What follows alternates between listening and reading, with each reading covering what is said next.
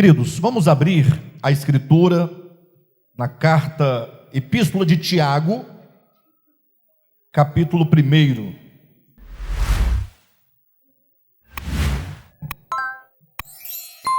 Capítulo 1 da Epístola de Tiago, é lá no finalzinho, depois de Hebreus,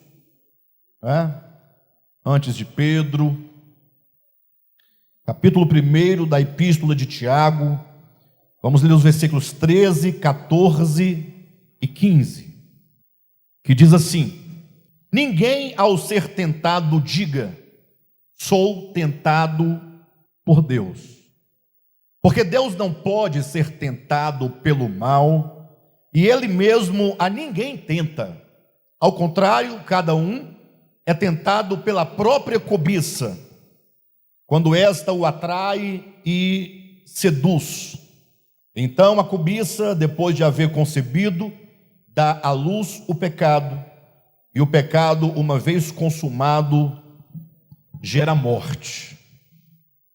Bem, amados, nessa série que estamos agora desenvolvendo, este é o segundo episódio da tentação de Cristo, Estamos chamando de episódio no sentido de que a tentação de Cristo, registrado em Mateus e também nos outros evangelhos, em Marcos, salvo engano, são 3 momentos, são 3 tentações. Nós estamos usando, portanto, cada domingo para apresentar uma das tentações. Mas o propósito mesmo de apresentar a tentação de Cristo, dentro da série O Cristo Caminho, é que para que nós possamos compreender aquilo que de fato é mais importante, aquilo que quais são as tentações efetivas que procuram destruir o homem. Ou, falando de outra maneira, para nós podermos entender o que de fato nós precisamos vencer. Afinal, o que é o pecado? Afinal, qual é o procedimento, a conduta, para onde, ou o que o Deus quer trabalhar dentro de nós? Eu digo isso porque nós falávamos aqui em semanas anteriores, que a maioria de nós aqui, criado no sistema cristão, evangélico, passamos a vida inteira aprendendo um conjunto de regras do que fazer e do que não fazer. Todos esses elementos baseados em usos e costumes. Não pode vestir isso, não pode comer aquilo, tem que fazer isso, tem que fazer aquilo outro. E aí de repente o tempo passa, vocês chegam aqui no DEVAP e nós começamos aquele processo de desconstrução, dizendo, olha, o próprio Jesus ensina que o que sai do homem, ou melhor, o que entra no homem não pode contaminá-lo. Ou seja, nada do que está fora do homem pode contaminá-lo. O problema é uma questão do coração, é uma questão da alma, é uma questão da consciência. O pecado não é algo externo que você possa trabalhar executando ou dele se livrando com suas próprias mãos. E aí as pessoas vão gostando dessa mensagem, vão compreendendo. Então o primeiro momento é de muita empolgação, descobri que eu posso pintar minhas unhas, descobri que posso usar piercing, brinco. Alguém vai perguntar aí daqui a pouco, que pode usar piercing, É porque até então não podia usar brinco, não, era bem rigoroso. Aí algumas irmãs mais rebeldes colocavam um pequenininho, colocavam de pressão, mas aí foi insistindo tanto, elas venceram. Aí hoje o brinco ficou normal. Então se você colocar um pingentezinho, uma coisa na orelha, hoje já é admissível, na maioria dos lugares, não em todos, certamente, mas no nariz não. Olha a cabeça do povo. Na orelha é pecado, não é pecado. No nariz é pecado. E o que tem o nariz em relação à orelha? Então tem mãe que usa brinco e fala para a filha, não pode usar no nariz, e não para pensar que orelha e nariz é uma coisa só mudou o lugar. Um está na frente, o outro está do lado. Mas aí a pessoa vai entendendo que essas coisas são bobagens, pode fazer uma tatuagem. Aí vão buscar texto da Bíblia para justificar que não pode. Aí vão lá para o livro de Levítico, pegar um texto que não tem nada a ver com nada, e etc. A pessoa escreveu aqui, olha, eu amo papai e mamãe. Pronto, agora vai para o inferno, porque escreveu que ama papai e mamãe. Entenderam? Ou que fez um coraçãozinho, ou que desenhou, sei lá, Pedro Alves Cabral no braço, desenhou alguma coisa. Aí o crente do Devab vai entendendo, e ele vai se libertando. O primeiro momento é de empolgação. Agora eu posso. Agora eu posso. Só que logo ele começa a desconfiar que ele está ficando meio desviado. Rapaz, eu estou me sentindo meio desviado. Porque, e agora? Eu não sei mais o que fazer. Eu não faço mais nada que me identifique com um cristão, porque agora eu estou parecendo com os ímpios. É a ideia geral. Porque o ímpio coloca tatuagem, eu coloco. E se não coloco, também não reprovo. Acho que é uma bobagem. O ímpio usa batom, eu não uso, mas também está tudo bem. Ele ouve lá Tonico Tinoco, eu também, de vez em quando eu ouço, me emociono, aquela coisa toda. Aí ele descobre que não sabe o que é ser cristão, porque tudo foi tirado e não sobrou nada. Então agora ele falou assim: eu virei uma pessoa comum. Então que bom que você voltou a ser comum, que bom que você voltou a ser você mesmo. Mas aí surge a pergunta, né? Sim, mas e aí? O que é então ser um cristão? O que é seguir o evangelho? Não é nada? É o absoluto do nada? Não, o evangelho é muito profundo. O evangelho é lindo. O evangelho trata com a nossa humanidade, com o nosso ser, com o nosso coração, com a nossa alma, com os nossos sentimentos, com os nossos desejos, com a nossa consciência. Afinal, Jesus disse que é necessário nascermos de novo. Ele não disse que precisamos comprar roupas novas, ou adquirir costumes novos, ou hábitos novos. Não, ele fala de um novo nascimento, no sentido de que o nosso ser, sobretudo quanto ao nosso coração e a nossa consciência, estão, podemos colocar, identificados com um grande mal no universo, responsável pela destruição de todas as coisas boas que Deus fez.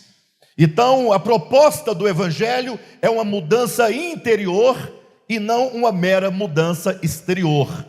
É lógico que a partir do momento que você tem uma alma que vai sendo trabalhada por Deus, esse trabalho é o Espírito Santo quem realiza, não é o pastor, não é um tutor, não é uma pessoa que fica te fiscalizando.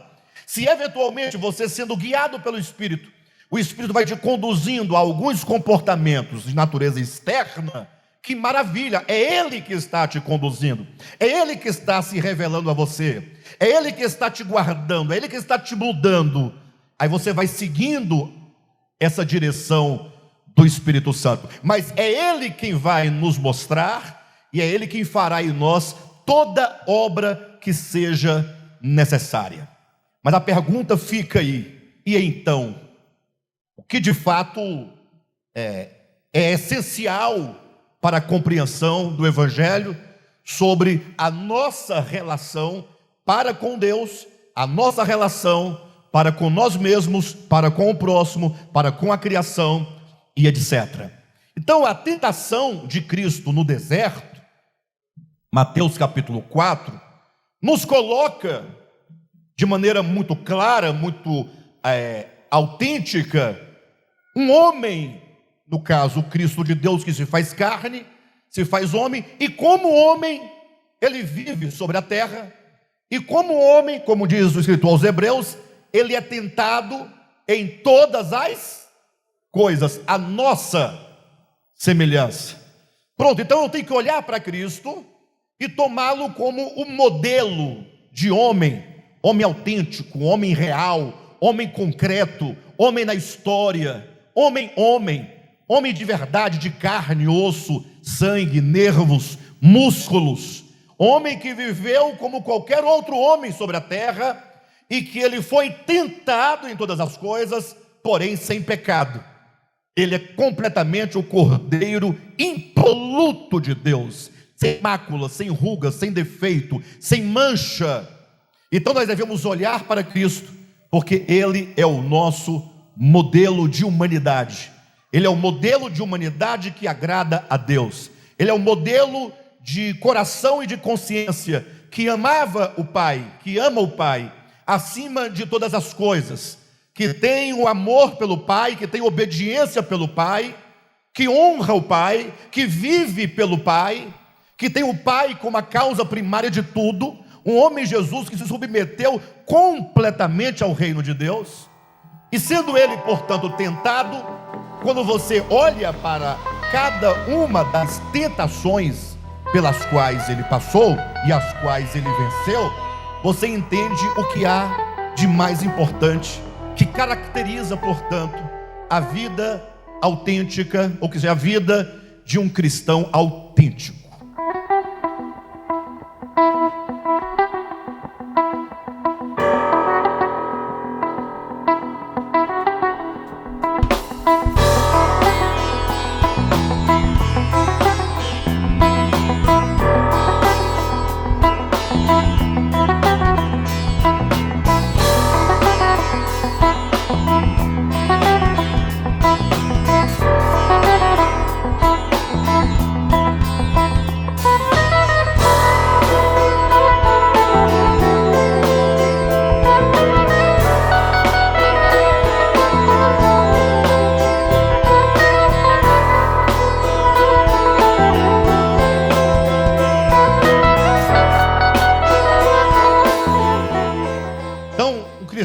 Ele é autêntico, não é porque ele faz parte da melhor denominação cristã evangélica. Qual que é a melhor denominação cristã evangélica? Alguns dirão, ora, é a presbiteriana do Brasil. Por quê? Porque é uma igreja centenária, tem pelo menos 500 e poucos anos, organizada, tem colégios, faculdades, tem um clero muito bem estabelecido, doutores, mestres, pós-doutores. A igreja é uma igreja muito bem organizada, está no mundo inteiro, procede da reforma protestante. Não, mas se você faz parte de lá, porque por causa de tudo isso não significa que você seja um cristão autêntico. Aí vem um irmão bem humilde e fala, não, gente, a melhor denominação é o DEVAP, é o de volta. Pai, por quê? Não, porque é humilde, não tem organização, não tem aquele clero grande, não tem faculdade, aí tudo o contrário, E porque lá a gente vive só a palavra, a gente gosta da palavra. Lá é só a palavra. Mas isso não faz de você um cristão autêntico. Não faz. Eu sou da igreja mãe. Todas vieram de lá. Católica, apostólica, romana. Lá tem o Papa, que é aquela figura central, é o sucessor de Pedro, e tudo aquilo mais. Não te faz um cristão autêntico. O que te fará um cristão autêntico é se você, conhecendo a si mesmo, saber quem você é, compreender a vontade do Pai e realizá-la. Lógico, realizá-la pelo poder do Espírito Santo, por nossas próprias forças. Mas você tem que ter a participação, o envolvimento, a atitude, o querer, o desejar, o orar, o buscar, o almejar. De todo modo, a ideia é que quando nós olhamos para Cristo na sua tentação, nós podemos entender um pouco de nós mesmos, E esse texto que nós acabamos de ler agora, eu quero que você me acompanhe, nos situa um pouco nessa situação, nesse contexto, quando nós temos aqui algumas explicações que são extremamente necessárias para compreender esse tema. Primeiro, capítulo 1 de Tiago, versículo 13, diz assim, olha, vamos entender passo a passo esse ensinamento. Ninguém, ao ser tentado, diga, sou tentado por Deus. Então ninguém, quando é tentado, diga, é porque Deus está me tentando. Não, ele diz, não diga, sou tentado por Deus, porque Deus não pode ser tentado pelo mal, e Deus não pode, e Ele mesmo a ninguém tenta. Então Deus não pode ser tentado pelo mal, e Ele próprio a ninguém tenta. Isso é princípio. Aqui nós não temos parábola, nós não temos tipologia, nós não temos profecia, nós temos palavras claras e expressas. Aprenda esses princípios. Primeiro, Deus não pode ser tentado pelo mal.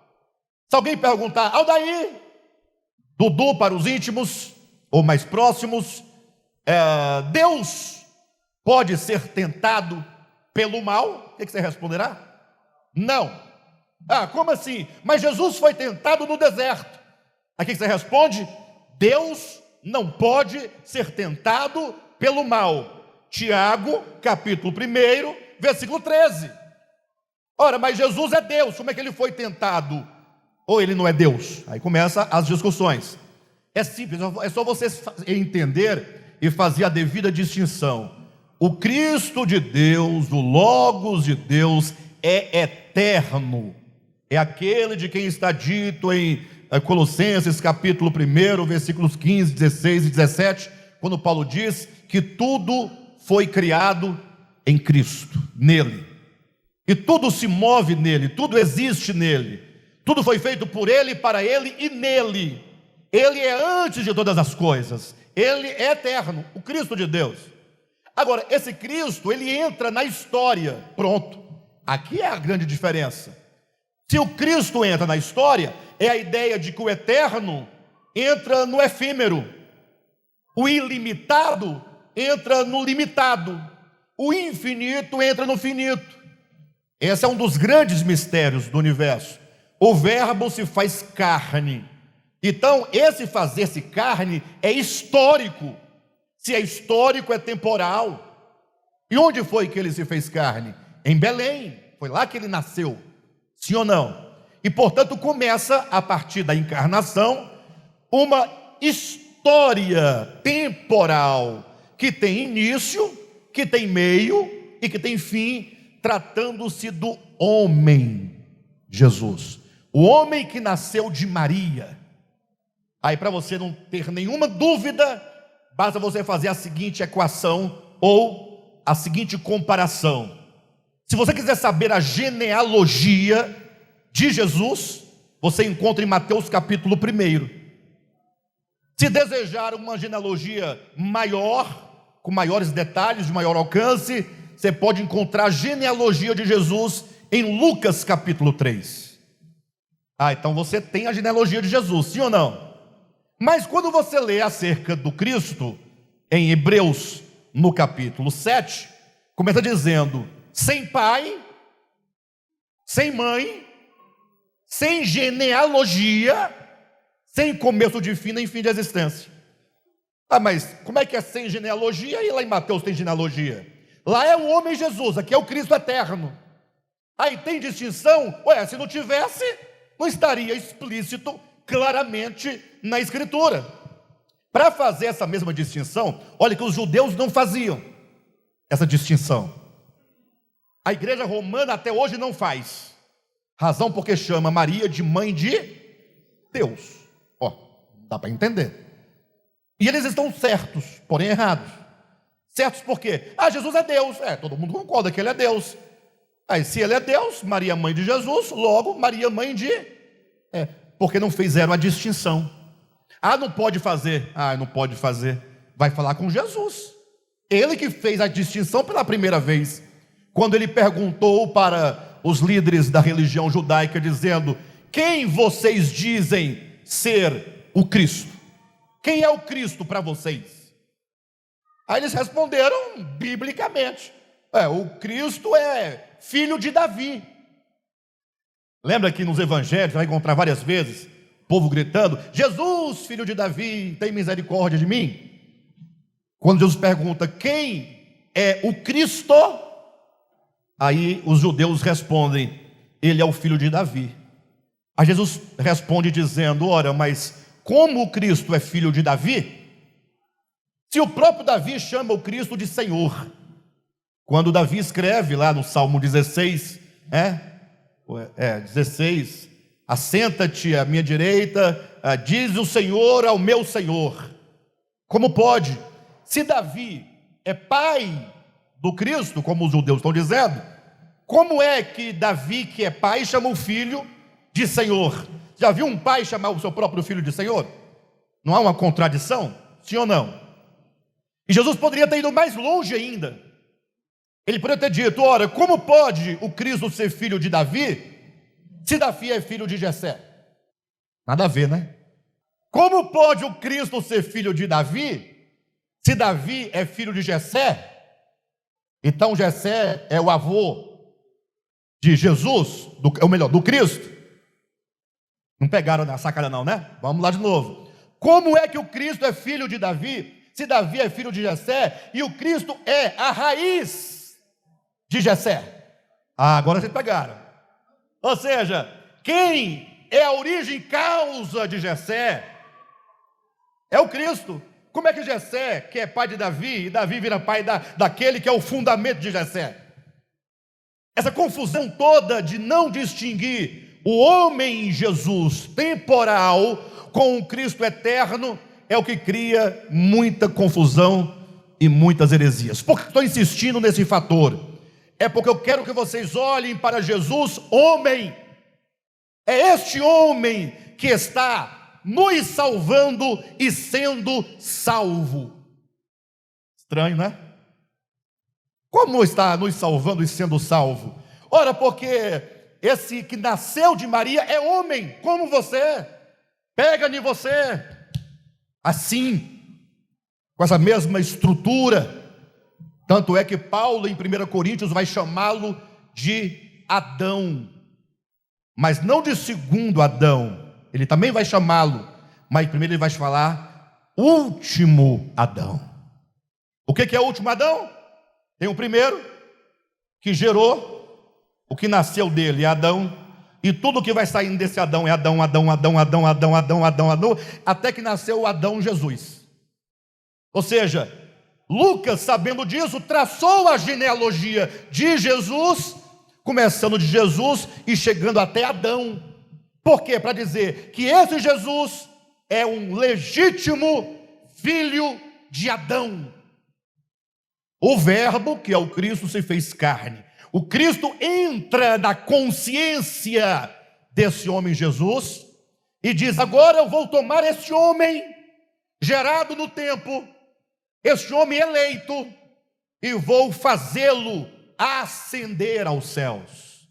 Eu vou tomá-lo da terra de entre os homens, e agora a consciência divina e a consciência crística vai acendendo este homem, vai trabalhando neste homem, vai cuidando desse homem Jesus, de modo que é dito em Hebreus capítulo 5, versículo 9, que esse Jesus, homem, nos dias da sua carne, aprendeu a obediência pelas coisas que sofreu. Era preciso que esse homem Jesus, como eu e você, está claro em Hebreus capítulo 4, tentado em todas as coisas a nossa semelhança, esse homem fosse um homem como qualquer outro homem, no sentido da humanidade, que agora começasse um processo de galgar degrau por degrau em direção ao Pai. Quando esse Jesus, depois da sua morte e ressurreição, ascende aos céus, ali está entrando o primeiro homem na glória. É o primeiro homem a voltar-se absoluto ao Pai. Foi o homem que venceu a si mesmo, que venceu o mundo, que venceu Satanás, que venceu as tentações, as mesmas pelas quais passamos e as mesmas que nós devemos vencer. Então agora, entendendo essa aproximação de nós com Jesus de Nazaré, fica claro, porque agora você não vai ficar preocupado mais: puxa, será que se eu pentear o cabelo para trás ou para o lado, ou se eu pintar meu cabelo de rosa, eu vou estar pecando contra Deus? Aí você vai ouvir o Espírito Santo dizendo: olhe para Jesus. Qual era a luta de Jesus? Era se pintava ou não o cabelo de rosa? O que vocês fariam, pensariam, se eu chegasse no próximo domingo aqui com meu cabelo pintado de rosa e a barba de rosa, minhas madeixas, vocês iam estranhar? Não, estranhar ia porque é meio sem futuro. né? Porque não faz muito sentido isso. Não combina com a minha personalidade, meu jeito, né? Assim, meio bruto. Eu sou meio bruto, meio grosso. Agora, o Alexandre, lenhador, chegar aqui com a barba rosa, cabelo rosa, não vai. Agora, eu espero que essa estranheza seja só no fato de não combinar comigo, e não pelo fato de eu ser pastor. Pastor pode ser careca, cabeludo, cabelo rosa, amarelo, verde, assim. Deus não está preocupado com a cor do seu cabelo. Cor de cabelo é preocupação do homem, não é de Deus. Deus quer saber, primeiro, o Cristo de Deus se faz carne, se faz homem, e a primeira tentação que ele vence é quando a voz da serpente diz para ele que ele não dependesse do Pai. E ele venceu essa tentação dizendo: não só de pão vive o homem. Ele venceu. Ele permaneceu na dependência do Pai todos os dias da sua vida, até quando estava no auge da dor, da crucificação, da morte. Ali ele estava completamente sujeito à vontade do Pai. Agora, que dava vontade, eu imagino, dele mandar todo mundo para o inferno naquela hora da crucificação, dava. Ele é homem. Só que como é que ele estava naquele momento? Pai, perdoa-lhes. Uma humanidade conformada à vontade do Pai. Mas esse é muito difícil. Mas não tem outro caminho. Ele renunciou a si mesmo. Ele não se colocou como prioridade, não se via como o melhor, não queria ser o melhor. Ele estava sempre na condição de servo, sempre abrindo mão, sempre vivendo para servir, e por isso ele abria mão de si. O povo batia nele, cuspia, humilhava, vilipendiava, e ele dizia: perdoa, Pai, porque já não sou eu, agora é tu, ou és tu, não é? Bem, de todo modo, está aí uma tentação para a qual olhar e entendermos que a primeira grande tentação que nos faz verdadeiramente desviados, porque o verdadeiro desviado é o homem que perdeu a sua posição de inocência e de pureza, e então decidiu não depender do Pai, desviou-se do caminho da verdade, do caminho da vida, do caminho de Deus, para fazer para si um caminho próprio. Então Tiago diz: ninguém diga ao ser tentado, sou tentado por Deus, porque Deus a ninguém tenta, ninguém, ele não tenta, e ele não pode ser tentado pelo mal. Então quem estava sendo tentado no deserto era Jesus. Está claro para todo mundo? Todo mundo feliz? E aí Tiago continua dizendo, no versículo 14: ao contrário. O que é ao contrário? Ao contrário. Ou seja, não diga sou tentado por Deus. É o contrário, não é Ele que está te tentando. Entendi. Se é ao contrário, se não é Deus, é quem? É o Satanás. Porque o contrário de Deus é o capeta, é o bicho ruim. E aí nós, ao lermos o texto de Jesus sendo tentado pelo deserto, nós estamos ali diante de uma linguagem antropomórfica, uma linguagem na forma humana de falar, porque é o homem que está preso aos conceitos e às categorias de tempo, de espaço, de linguagem, não é? Não é uma coisa divina, é um modo divino de nos comunicar algo para que nós compreendamos. Você pensa que ali é uma tentação de um diabo externo de fora que foi tentar Jesus. Lá no deserto, daqui a pouco aparece uma sombra, sempre é uma sombra, uma coisa. Jesus ficou todo arrepiado. Sangue de Jesus tem poder. E ficou procurando, e o demônio se escondendo, até que uma hora o demônio olhou assim, por detrás da pedra.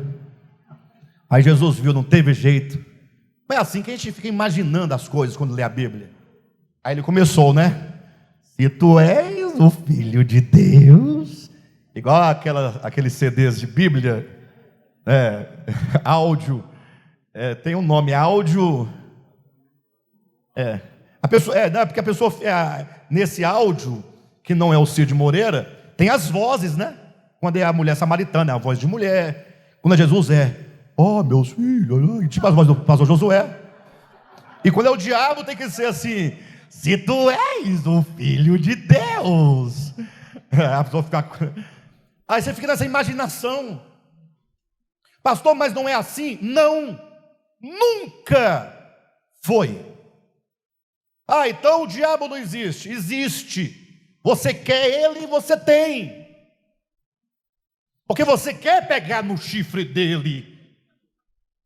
Irmãos, se tirarem o diabo dos crentes, nunca mais esse crente ora, nunca mais ele pega numa Bíblia, nunca mais ele congrega. Porque o problema do crente é o diabo. A aliança dele com Deus é por causa do diabo. Tem nada a ver com Deus. Tanto é que quando o crente descobre que Deus é amor, ele fica fraco na fé. Sabe por quê? Descobriu que Deus é amor, ficou fraco na fé. Por quê? Porque ele tinha um Deus diabo. É aquele Deus maquiavélico. Naquele jogo, você faz minha vontade, eu te abençoo, eu te protejo. Você vacilou, eu te jogo no inferno. Você vacilou, eu deixo a macumba entrar na sua casa. Eu coloco um câncer em você. Esse Deus diabólico. Quando o crente entende que Deus nos ama incondicionalmente, aí ele começa a ficar meio fraco, não tem mais força de servir a Deus. Agora, se falar que viu uma nuvem negra sobre a cabeça dele, ele corre para a igreja rapidinho, pede oração, se santifica, jejuma, porque o problema do crente é com o diabo. Então você quer ele, fica com ele para você. Pastor, mas não tem, eu quero saber se tem. Assista os vídeos de quarta-feira, tem. Não no vídeo, na mensagem ministrada, a gente ensina isso. O problema é que são muitas pessoas no mundo, são 8 bilhões de seres humanos, 8 bilhões. Como é que esse Satanás ficaria tentando a cada um de nós todo dia? Ou ele tem uma escala, Bem, esse mês é no Brasil, mais especificamente no Distrito Federal, Sol nascente. Etapa 1 do sol nascente. A casa não faz sentido, queridos. Não faz sentido. Ninguém, ao ser tentado, diga: sou tentado por Deus. Ao contrário, se não é Deus, é quem então? Você já foi tentado muitas vezes, inclusive agora está sendo tentado, em alguma medida. Cair fora daqui, sair antes do culto terminar, não ouvir mais essa palavra está me incomodando. Você está achando que é o Espírito de Deus te livrando de uma heresia, né? É o diabo. É o diabo. Porque a luz está confrontando as trevas da ignorância, e aí essa coisa vem, não quero nem ouvir. Mas leia na Bíblia. Leia na Bíblia. Versículo 14. Ao contrário, cada um, aí ele colocou bem individualizado, cada um tem a sua própria experiência. Não se fala de tentação em termos coletivos. Cada um é tentado pela sua própria cobiça. Tá aí. Cada um é tentado pela sua própria cobiça. Porque o mal é um só, mas as nossas inclinações são muitas. São muitas as inclinações. E o pior, tem gente que pensa que a inclinação para o mal é só para fumar maconha, fumar narguilé, tomar cachaça, ir para uma casa de prostituição, sei lá, o que mais? Só essas coisas que supostamente, né? E não sabe que você pode estar sendo tentado no pináculo do templo.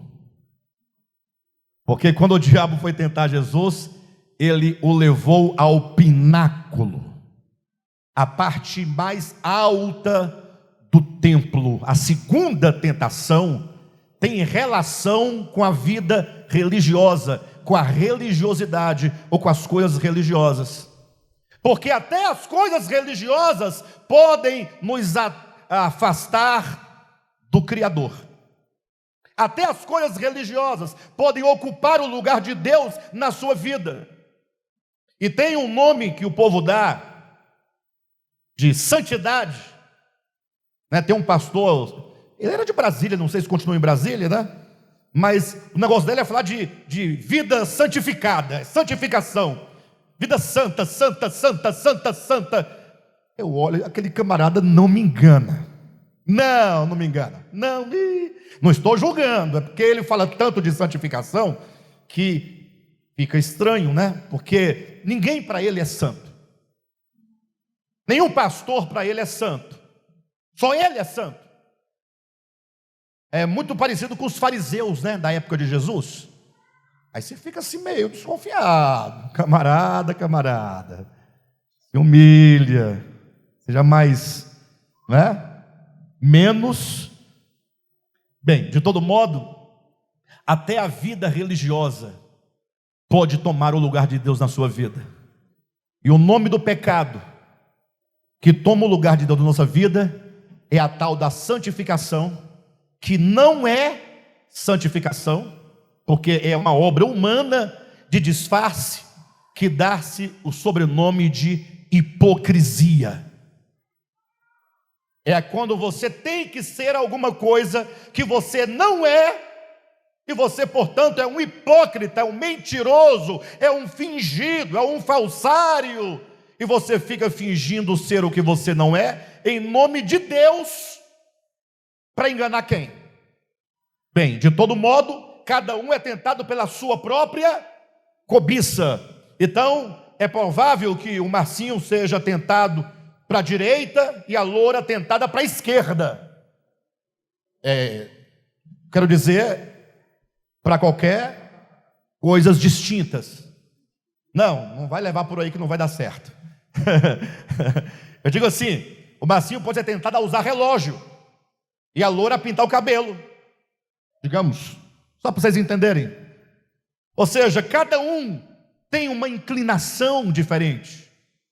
Mas o fato é que a tentação não é feita por Deus, e tampouco por um diabo que fica te perseguindo para te derrubar.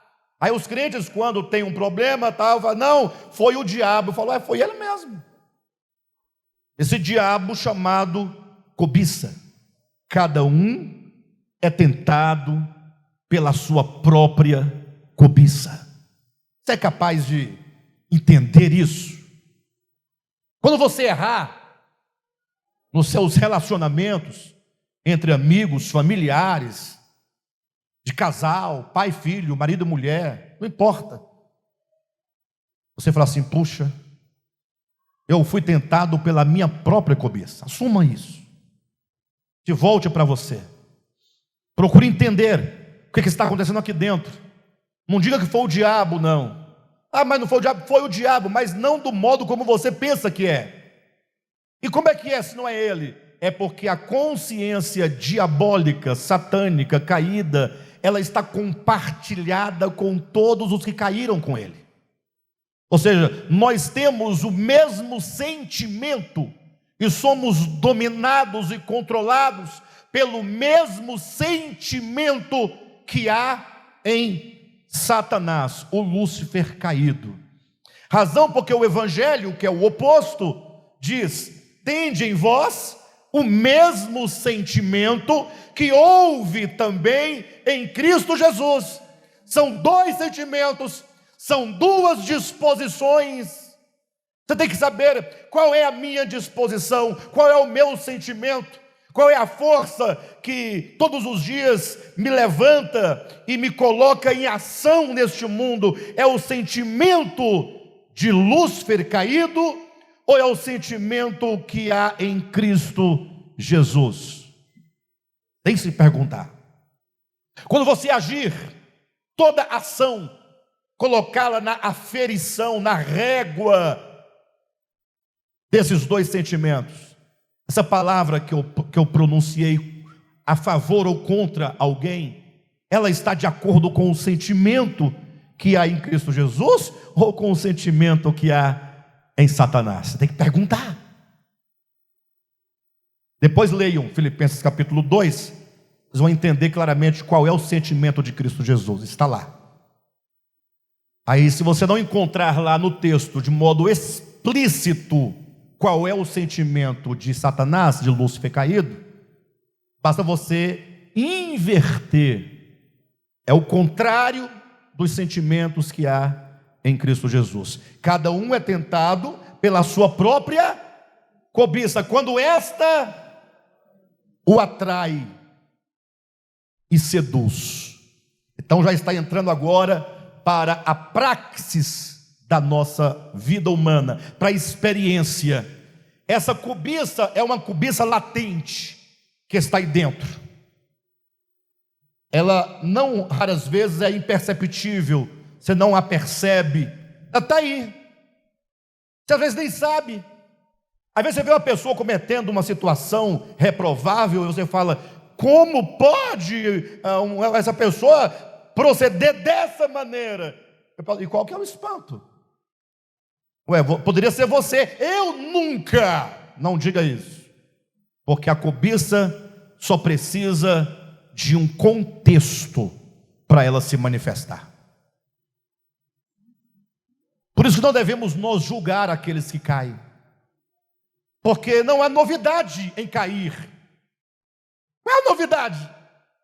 O camarada cometeu um erro ali e tal. Sim, está de acordo com a consciência humana. É alguém que precisa de ajuda.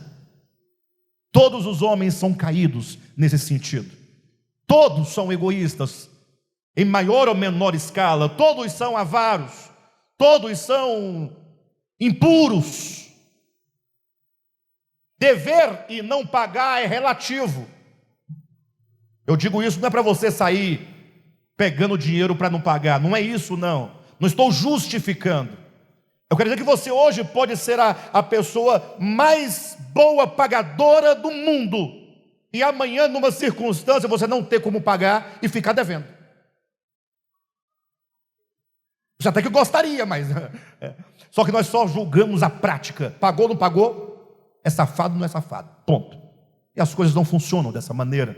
Nós julgamos as pessoas. Nós julgamos pela aparência, pela palavra, pela roupa. Esquecemos de ver o indivíduo, a pessoa que está ali por detrás.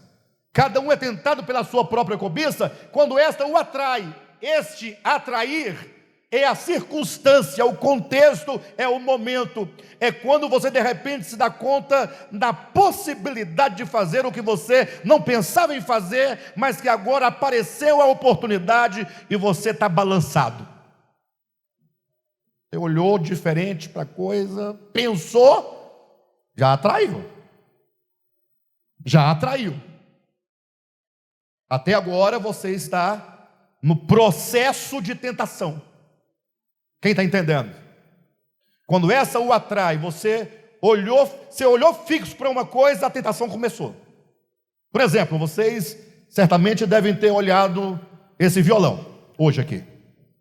Imagino que vocês viram. O Rodolfo tocou, depois colocou aqui, e ele continuou aqui. Vocês continuam vendo esse violão, só que vocês não fitaram os olhos no violão. Concorda comigo que não fitaram? Vocês viram, mas não viram.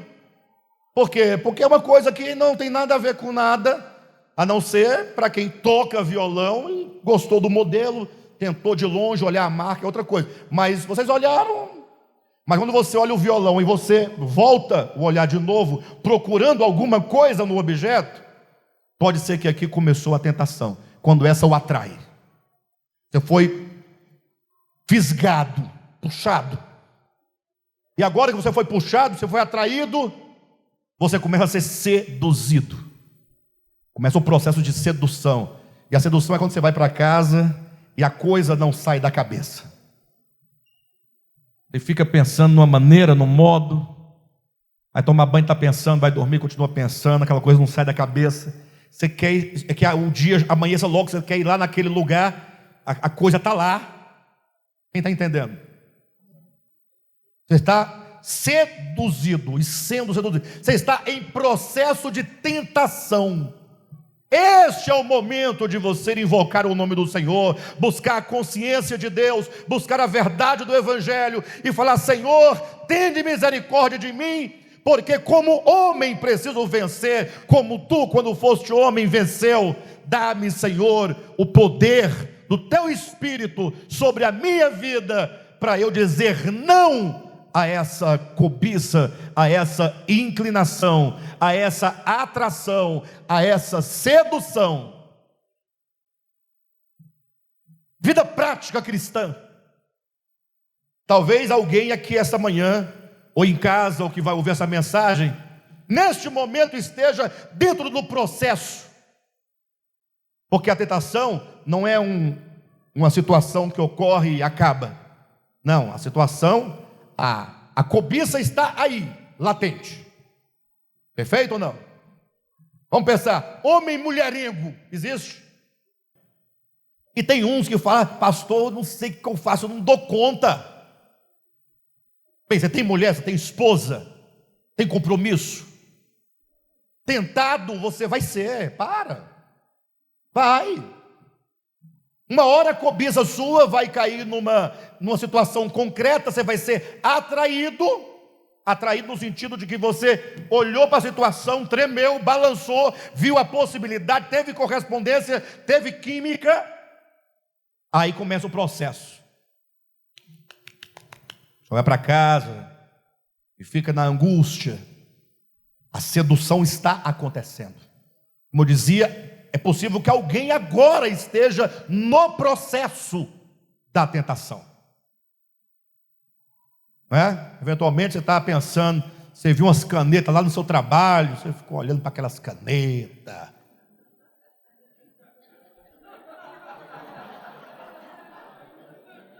Aí você foi embora para casa, as canetas não saem da cabeça. Né, José? Aí chega no trabalho de novo, primeiro que você vê, caneta. E parece que elas estão olhando para você. Aí você fala assim: eu vou arrumar uma cúmplice para mim. É só eu passar para ela taca na bolsa, ninguém vê, aponta para o lado e a gente vai saindo de fininho. A pessoa vai começar a elaborar como é que vai ser o percurso, Marcinho. Como é que vai ser o processo. Você começa a mapear como vai ser, quando vai ser, como vai ser, que horas vai ser.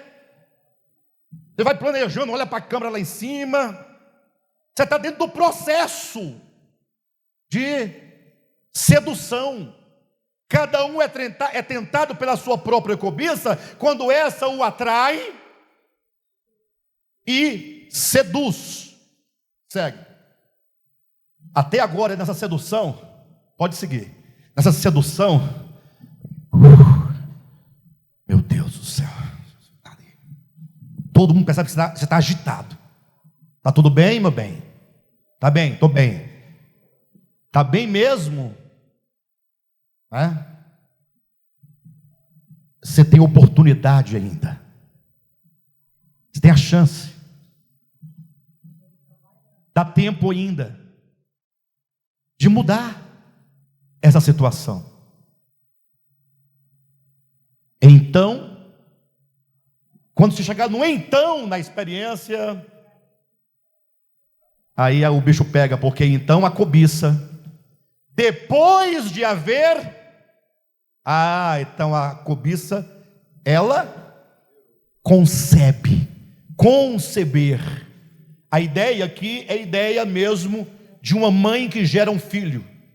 Uma mãe, uma mulher fala: meu bem, eu estou grávida, ela fala, né?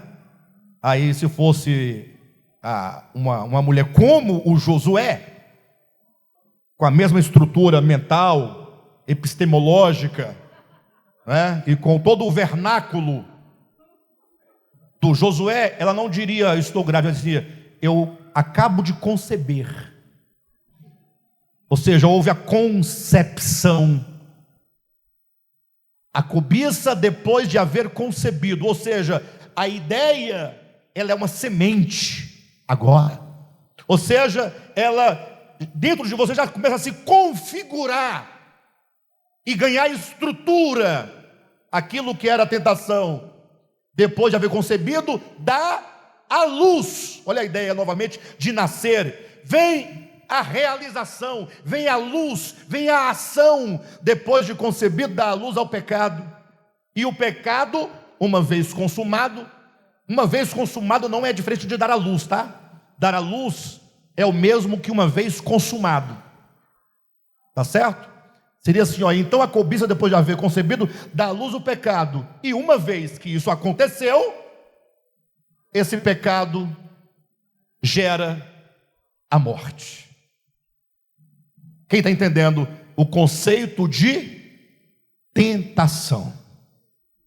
Então, disso aqui, ou por isso aqui, Jesus passou. Estava ele no deserto, passou pela primeira tentação. Diz o texto bíblico que agora Jesus foi levado para o pináculo do templo. Pináculo do templo. Você sabe que Jesus foi tentado no deserto em relação aos pães, falamos na mensagem anterior. Ele agora é tentado no templo e depois ele é tentado sobre um alto monte. São 3 tentações típicas. São 3 tentações que incluem toda a humanidade. Nós somos tentados nessas 3 grandes áreas. Na área da dependência, assistam as 2 mensagens anteriores. E agora na área, né, da religiosidade, na área do templo, na área do sagrado, mas sobretudo na área da palavra de Deus. Vocês vão compreender por que tentado na área da palavra de Deus. Irmãos, olhem para mim em nome de Jesus. O quanto essa igreja é privilegiada. O quanto que nós somos privilegiados. Porque nós estamos todos os dias ouvindo a palavra de Deus como ela é, sem nenhuma mistura, sem fermento. Só que quando nós somos expostos à palavra de Deus, na sua pureza, você é chamado a uma reação. Porque se você estiver recebendo uma mensagem misturada, com fermento para ficar melhor digerível, né? Com uns confetes por cima, as coisinhas, aí você vai, né? Não tem muita coisa a fazer, você vai seguindo por ali aquela palavra, né? Você não está nem entendendo muita coisa, muito brilho, muita dança, muita luz, muito teatro, muitos eventos.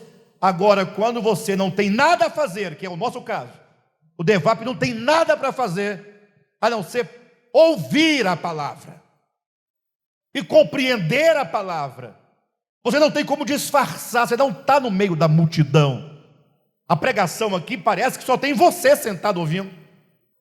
Não tem como você se misturar no meio, fingindo que não está acontecendo nada. Quando a palavra vem nesse sentido de pureza, de transparência e de clareza, você é chamado a uma resposta. E aqui é onde está o grande problema. Porque o seu silêncio pode ser a sua resposta. O seu fingir que não é com você pode ser a sua resposta. O seu amém, como quem confirma a palavra pregada, e a sua ação contrária ao seu amém pode ser a sua resposta. Você pode dizer amém com os lábios e fazer tudo diferente depois. Dá nada, bobagem. Você pensa. Está lá Jesus no templo, no pináculo do templo. E o diabo havia tentado Jesus dizendo: se tu és o filho de Deus, manda que essas pedras se transformem em pães. Jesus disse a Satanás: está escrito, Satanás. Quando ele fala está escrito, não só de pão vive o homem, mas de toda palavra que procede da boca de Deus. Satanás não é burro, certo? A consciência caída, o império das trevas, ele é extremamente sagaz. Agora, colocando Jesus no pináculo do templo, a voz da serpente diz assim: olha, pula daqui abaixo. Eu pular? É. Quem já parou para pensar nessa tentação? Para um pouquinho para pensar. Em que consiste uma tal de tentação dessa que eu não entendo? Tem gente que fala assim: eu estou sendo tentado para fumar. Aí o outro: eu estou sendo tentado para beber uma pinga 51. Bebe! Não bebe não, porque você conhece a sua família, né? Olha os seus problemas sociais, sua família. Você pode ter perdido pessoas por causa da pinga. Pessoas que perderam a dignidade, o trabalho, a família, até a vida. Você não pode com álcool, nem álcool em gel você pode comprar. Em época de pandemia, você comprar álcool em gel e fica olhando para ele. Aí você passa na mão e cheira. E aí começa, quando ela seduz, a pessoa: estou sendo tentado. Eu quero saber que tentação é essa, quando diz: salta daqui abaixo. Tentado a me atirar? Tem fundamento? Para um pouco. A gente vai ler na Bíblia, parece que está comendo. Não, gente, nós temos que perguntar: por que o filho do homem foi tentado a saltar? E será que eu não sou tentado com a mesma tentação? Fala: não, eu nunca fui. Não, já cheguei em vários precipícios, mas nunca fui tentado a pular. É suicídio? Não tem nada com suicídio aqui. Aqui a ideia é: olha, se tu és o Filho de Deus, novamente, pega exatamente aí. Esse se tu és significa: você sabe que você é. Eu só não sei é se o seu pai sabe. E se o seu pai sabe, não sei se ele te considera como tal. Essa é a questão.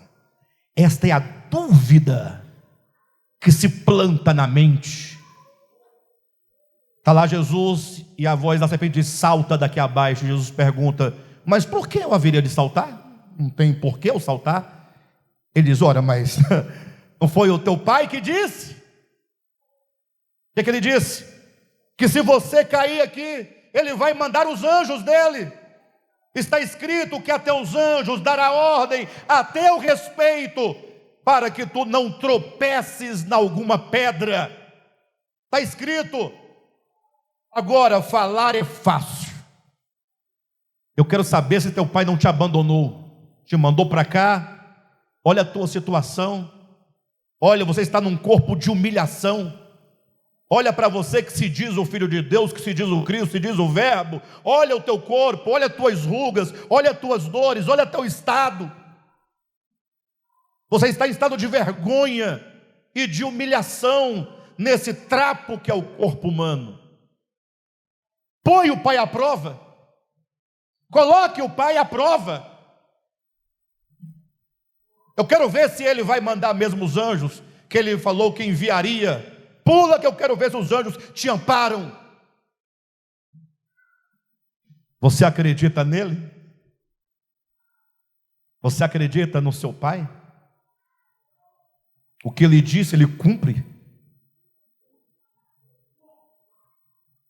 Puxa, isso é muito típico lá de Gênesis 3.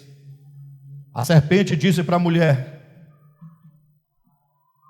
o que foi que Deus disse em relação às árvores? Ela respondeu que desta árvore nós não podemos comer e nem tocar.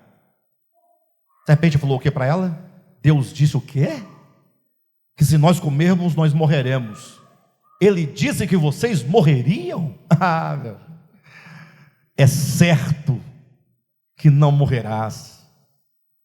Sai da estrutura linguística bíblica, expande o seu entendimento, as ideias, e é como que ela dissesse: ele disse que vocês morreriam, só que ele não disse que ele é mentiroso, ele não disse que ele está mentindo para vocês. É certo que ele sabe que vocês não morrerão. E a mulher pergunta: mas e por que ele faria isso? Mentir para quê? Porque ele sabe que no dia que você comer desse fruto, se vos abrirão os vossos olhos e vocês serão como ele. Então não somente é mentiroso, só que ele é egoísta, e ele não quer que vocês alcancem a liberdade que vocês têm. Eles não querem que vocês saibam que vocês podem ser sem ele, que vocês não são obrigados a servi-lo, nem a amá-lo, nem a adorá-lo, porque vocês são como ele é, se comer do fruto. Então, essa tática de colocar dúvida no coração e na mente da pessoa, do homem, em relação ao caráter de Deus. A serpente dizia: pula daqui abaixo, porque está escrito que aos teus anjos dará ordem a teu respeito, para que não tropeces em nenhuma pedra. Ele enviará os seus anjos, ou eles te sustentarão nas suas mãos. Aos seus anjos ordenará a teu respeito que te guardem, e eles te sustentarão nas suas mãos, para que não tropece em alguma pedra. Puxa, agora era o momento de Jesus, o homem, falar assim: ótima oportunidade para eu saber com quem eu estou lidando. No caso, Deus. É só eu saltar, ele prometeu, se ele é fiel, ele manda. Se eu tropeçar, cair, quebrar um braço, uma coluna, uma coisa, ou morrer, então, vocês percebem que a tentação, ela tem o propósito de colocar o caráter de Deus em dúvida, tem o propósito de colocar a palavra de Deus em dúvida. Agora, Jesus resolve esse problema facilmente, nós é que não resolvemos. Jesus fala para Satanás, também está escrito: não tentarás o Senhor teu Deus, não ponha o teu Deus à prova. Ou você crer, ou você não crê. Não existe meio crer, não existe quase crendo. É uma questão de fidelidade, de fé. Essa semana, num grupo Sem Fronteiras, os irmãos debateram bastante sobre crer e fé. Eu não sei a razão, porque estamos aqui falando disso já tem muito tempo, explicando, ponto a ponto. Mas de todo modo, nas palavras de Jesus e dos apóstolos, a ideia de crer, no sentido de acreditar, não existe. Na Bíblia tem crer, não existe. Isso aí é uma tradução. Meteram uma palavra aí que Jesus nunca disse. Meteram na sua Bíblia uma palavra que os apóstolos nunca disseram. Crer não está na Bíblia dos apóstolos de Jesus. Está na minha, porque a sua Bíblia copiada, e vai para onde? Copia tanto, daqui a pouco é igual o telefone sem fio. Fica triste comigo não. E se ficar também, vai continuar com a Bíblia, não vai mudar. Qual que é a palavra que Jesus falou, que os apóstolos disseram? Fé. É porque no português não existe um verbo correspondente para fé. Vocês sabem disso. O ato de fé é o quê? O ato de fé. Tá bom. O ato do amor. Você tem um verbo correspondente. Quem tem amor, ama. Quem tem fé? Cadê a palavra? Você vai ter que colocar: quem tem fé, crê. Você percebe que crer e fé são duas palavras distintas de raízes distintas? Vocês sabiam que a raiz da palavra é o significado dela? E se você muda a raiz, você muda o significado? Basta isso, não tem que falar de grego, de latim. É muita coisa para chegar à conclusão de que no português não tem uma palavra, não existe um verbo que corresponda ao substantivo fé. Você sabe disso.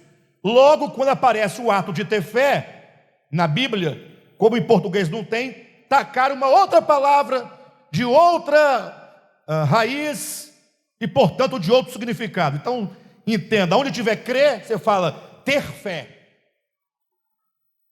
Então você tem que ter fé.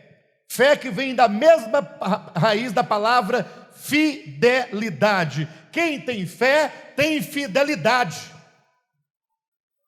Fé é um atributo do espírito humano. Fé não é uma coisa exterior, não é um acreditar, não é uma crendice, não é um dogma. Fé é um atributo do espírito humano. Vou melhorar. Fé é um sentido do espírito humano. Vou melhorar mais ainda. O nosso corpo tem 5 sentidos. Por meio dos 5 sentidos, nós acessamos o mundo físico. Visão, audição, olfato, paladar e tato. Como é que eu sei que esse púlpito existe?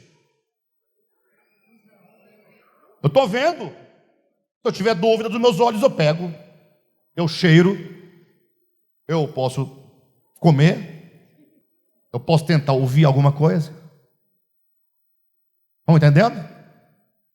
O que me dá a certeza são os meus sentidos. O homem foi à lua. Ouviram falar disso? Tem uns que acreditam, tem aqueles que não acreditam, né? Eu não vou entrar no mérito. Mas por que você acredita? Você viu? Você viu? Ah, viu as fotos? Não. Foto. Hoje em dia você pode colocar a minha cara no corpo do Marcinho. Foto, faz isso, não faz? E aí? Sou eu? É ele? E você que não acredita por quê? Eu não vi. Perfeito? Agora, e esse púlpito, você tem dúvida? Por quê? Portanto, os meus 5 sentidos são a certeza das coisas que eu vejo e que eu toco. E fé é a certeza e a convicção daquilo que os meus sentidos não veem. A pergunta: mas como é que os meus sentidos não veem e eu tenho a firme convicção? É porque eu tenho um sentido no meu espírito humano que faz o papel de mão, boca, olho, etc. E por meio dele e com ele eu percebo as coisas espirituais. A fé é o que contata o mundo espiritual. A fé me abre a dimensão espiritual para me dar a convicção. E quando eu exerço essa fé é dom de Deus. Mas não é dom de Deus porque você é crente. Não é dom de Deus porque você é humano. Ah, não, só tem fé para quem Deus dá. Não, meu irmão, você tem olhos físicos. É dom de Deus? É dom de Deus? Você tem tato, é dom de Deus? Você tem olfato, é dom de Deus? Por que você não fala que tudo que você tem é dom de Deus? A fé é dom de Deus, e os olhos não são, as mãos não são, seu corpo não é, sua inteligência. A fé é dom de Deus quer dizer que Deus, quando criou o homem, dotou-o não somente com os sentidos que dão acesso ao mundo físico, mas dotou o homem no seu espírito com um sentido que contata o mundo espiritual. Quando essa fé é colocada em ação, eu vejo. Quando eu vejo, eu tenho certeza, eu tenho convicção. A fé é o firme fundamento, a fé é a convicção. Eu vi, eu toquei no meu espírito e, portanto, eu agora tenho fidelidade, porque eu tenho a firme convicção. Agora, vocês vão ver onde vamos chegar. Sabe onde está a nossa fraqueza? É porque como é que nós vamos ter fidelidade para uma coisa que nós não sabemos se é? E se nós não sabemos, e por que nós não sabemos se é? Porque nós não vimos. E por que nós não vimos? Porque nos faltou o uso da fé. Por isso que a fé é a única maneira de ajustar a consciência do homem. A única maneira. Então, nós temos que exercitar a nossa fé em relação à palavra de Deus. Eu vou usar a palavra crer, porque é difícil fugir dessa palavra, mas entenda crer enquanto ter fé, ter fidelidade. É preciso nós ouvirmos a palavra de Deus e você tomar essa palavra como sendo a mais sublime verdade. Jesus diz que se o homem pecar, morrerá. Ele não está brincando, ele não está te ameaçando, ele não está nervoso, ele não está furioso com você. Ele está dizendo que o pecado é algo que destrói o homem. E o pecado começa destruindo primeiro a imagem de Deus no homem, fazendo o homem cada vez mais diabólico, mais satânico e mais perverso. E o pecado é que vai destruindo, que vai separando, que vai confundindo. Então, quando Deus disser na sua palavra que isto é pecado, você exercite fé, acredite. Agora, poxa, vamos lá. 3 versículos para a gente poder fechar essa nossa conversa. Aquele relógio está adiantado 5 minutos. Verdade. Aquele está 5 minutos adiantado. Não olha para lá não. É igual Satanás aquele relógio lá. Ele engana a gente. Vamos lá, 3 textos para a gente poder fechar. Gênesis 3, Satanás, a serpente disse: Deus disse que morrerás. A mulher falou: nós morreremos. Satanás disse: não morrerás. Perfeito? Guarda isso aí. Segundo texto, é o que nós estamos falando dele. Quando o diabo fala: pula daqui abaixo, e vamos ver se o teu pai fala mesmo a verdade, se ele cumpre, né? Tentou semear dúvida em Jesus, homem. Vamos ver se ele de fato manda os anjos. Bora, coloca a prova. Jesus fala: não tentarás o Senhor teu Deus. Bem, falar Eva lá em Gênesis 3 é uma coisa, de Jesus aqui é outra. O problema somos nós aqui, que é o terceiro texto. Com ele eu fecho. Quando é que Deus fala, você sabe que a palavra é de Deus, e você é tentado a duvidar? E como nós duvidamos? Porque nós disfarçamos muito bem. Nós costumamos disfarçar de tal modo achando que Deus não está nos vendo e que nós estamos enganando a Deus. Na verdade, nós estamos tentando nos enganar a nós mesmos e nós não conseguimos. Você sabe que não dá. Como é que nós resolvemos esse problema da palavra de Deus? Paulo vai dizer em Gálatas capítulo 6 o seguinte. Ele fala assim: não vos enganeis.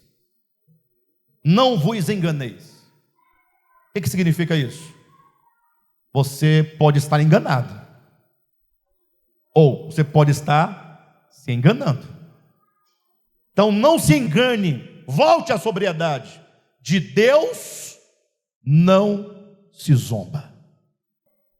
Eu nunca zombei de Deus. Graça, eu não tenho. Tem quem zombe de Deus? Deus não é possível. Zomba. O pior é porque você zomba de um jeito, disfarçando que não está zombando, mas Deus sabe que você está zombando e você sabe que está zombando. Mas como é que zomba de Deus então? Não vos enganeis, de Deus não se zomba, pois aquilo que o homem semear, isso também ceifará. Ou seja, por que nós devemos não zombar de Deus? Em que sentido zombamos de Deus? É porque existe uma lei. Essa lei é uma lei irreversível. Saiba, é Deus dizendo: olha, tudo que você planta, você colhe. Tudo. E se você plantar manga, vai colher manga. Se plantar banana, vai colher banana. Se plantar amor, vai colher amor. Se plantar ódio, vai colher ódio. Se plantar injustiça, vai colher injustiça. Se você plantar guerra, você vai colher guerra. Se você falar mal dos outros, vai colher. Tem gente que fala assim: pastor, como é que pode? Por que minha vida está assim? Aí eu olho assim, pensando: como assim? Não, olha para cá, tal. A gente não pode também, né? A gente tem que ir devagarzinho, ajudar a pessoa, mas dá vontade de falar assim: olha para a sua vida. Isso que você sofre, você já fez? É uma regra, é uma lei. É a lei da semeadura. Não é Deus te perseguindo para ficar te batendo. Não, é uma lei de proteção. É uma lei para te proteger, para te guardar, para te ajudar. O problema é que você fala: sabe o quê? Só pensar numa criança. O pai fala assim: filho, você não coloca a mão aqui no forno não, que o forno está quente e vai queimar a sua mão. O pai está furioso? O pai está ameaçando? O pai está o quê? Com cuidado, com amor, com proteção. Aí a criança fala o quê? O meu pai disse que se eu colocar a mão eu queimo. Então eu confio na palavra do meu pai, e portanto, para eu não me queimar, eu não colocarei a minha mão ali no forno. A criança diz assim? Como é que ela faz? Ela zomba do pai. Como zomba? Ela fica vai aproximando do forno. Queima a mão. Na verdade ela está falando: sabe o quê? Meu pai não sabe o que diz. Ela tem que se queimar para saber que é verdade. Então como é que nós zombamos de Deus? Quando Deus fala e nós falamos assim: bobagem, não vai dar nada. E aí você continua nesse caminho, neste caminho seu, dizendo o quê? Não vai dar nada. Não vai dar nada. E por que não vai dar nada? Porque até agora não deu. E você está zombando de Deus. Você está pulando do precipício dizendo: eu quero ver se a palavra se cumpre ou não se cumpre. Ou você está acreditando na serpente quando diz: Deus disse, mas não é verdade. Pode fazer, porque você não vai morrer. Queridos, que Deus nos ajude a receber essa palavra dentro de nós, que nós sejamos a partir de hoje pessoas que ouvem melhor a Deus, ouvem com mais atenção, e que olhemos a nossa vida, a nossa experiência humana também com mais atenção. Amém? Não tentarás o Senhor teu Deus, não o coloque à prova. E uma das maneiras de colocá-lo à prova é zombando, no sentido de, embora você não fale, mas você acha: vou pagar para ver. Tá bom, queridos?